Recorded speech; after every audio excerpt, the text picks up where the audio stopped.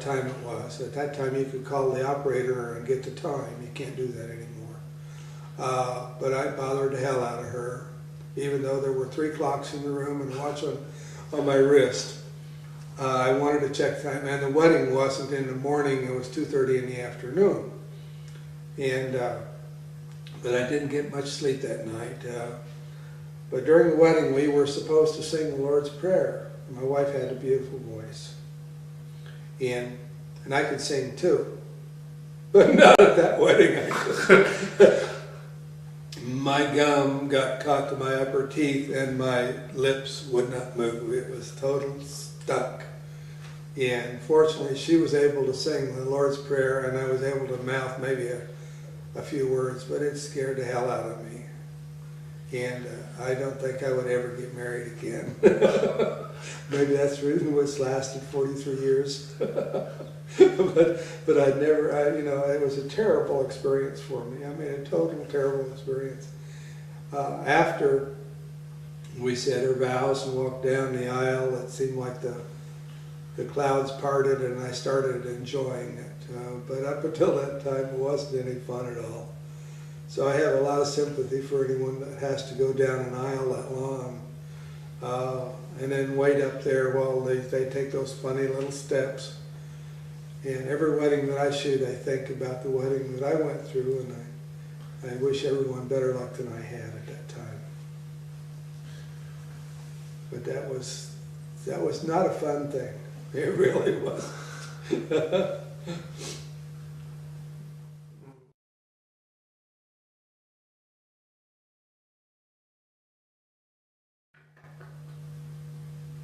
What about religious beliefs?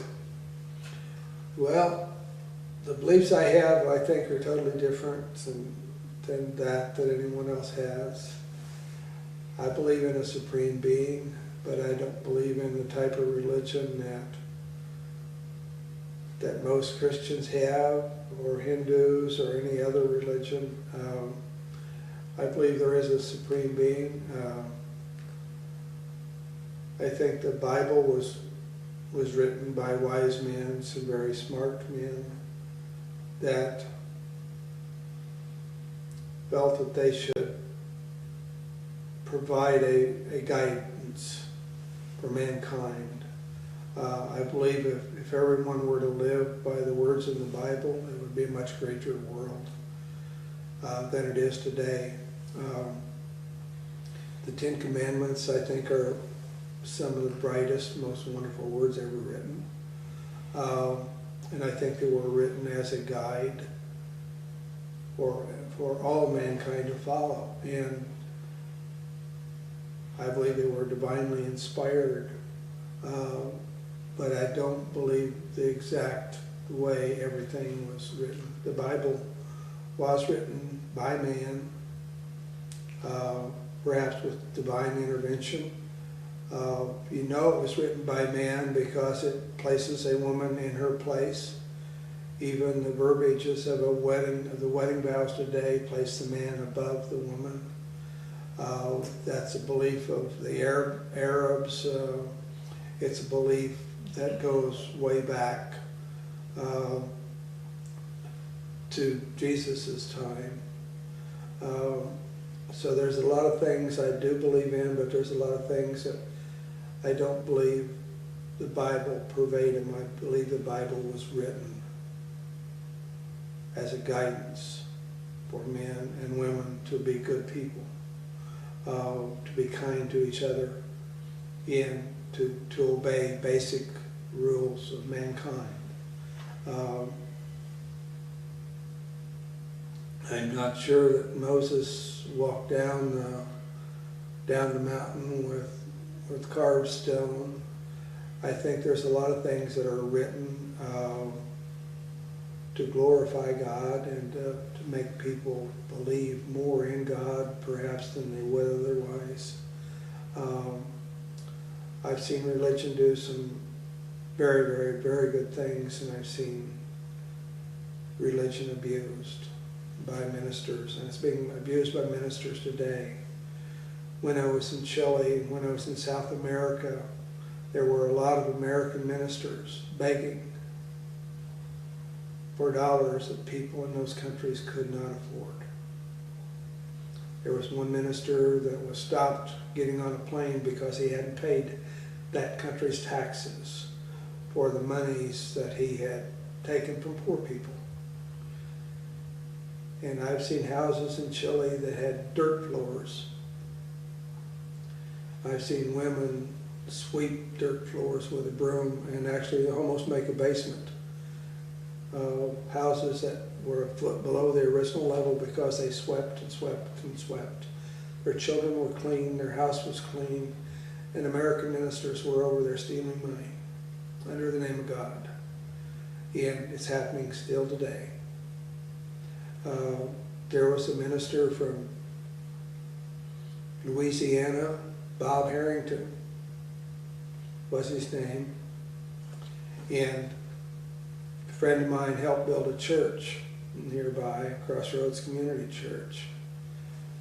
And he believed very fully in God, and he believed and helped build that church almost single-handedly. He built a church. He was the main force behind building this new church. And Charlie told me, he says, Bill says, we're going to have a minister. Bob Harrington from Louisiana come, and we're going to have a tent revival, and maybe we can make some money to help pay for that church. And he says it's costing us $10,000 to get him here. He says we had to sign a contract if we didn't raise $10,000 under that tent, that we, the church members, had to make up the difference. So they were gambling. And Bob Harrington came and he preached the Bible about 5 minutes, and then he started selling records, tapes, pictures. And then he had 3 bodyguards. Why a minister needs bodyguards in Columbus, Indiana, I have no idea. But he says, my bodyguards will pass the plates for a giving. And he says he didn't want the sound of coins hitting that plate offend the words of the Lord. He only wanted dollar bills and better. And most people there could afford the dollar bills, but there was kids that probably were ashamed to put in coins. So I think that proved to me what it was all about. I'd asked Mom to go to the tent revival for 2 reasons. One, I knew she would enjoy it. I thought she would enjoy it. And 2, I was afraid that somebody like a Bob Harrington, as it turned out to be, would someday sucker her out of her money. Because almost every minister today, if you write to the TV ministries, they will include a will and last will. They want you to sign your name so they get all of your goodies. And she has received those. And after Bob Harrington started his sermon and started selling records and tapes and passing the plate with his bodyguards, I looked over at Mom and her mouth was wide open. I says, have you seen enough? And she says, yeah, I have.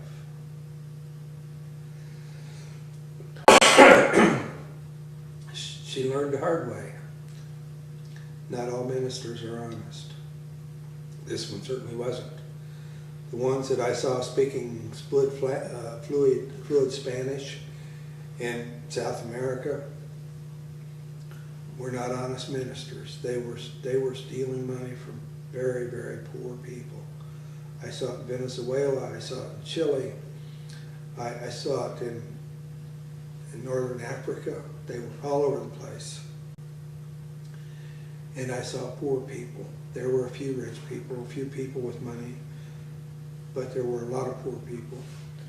In North Africa, they were still hanging beef up in the market. You'd knock the flies off of it to pick the best piece. That's how people lived then. That's not that long ago. So do you associate all religion with that kind of behavior?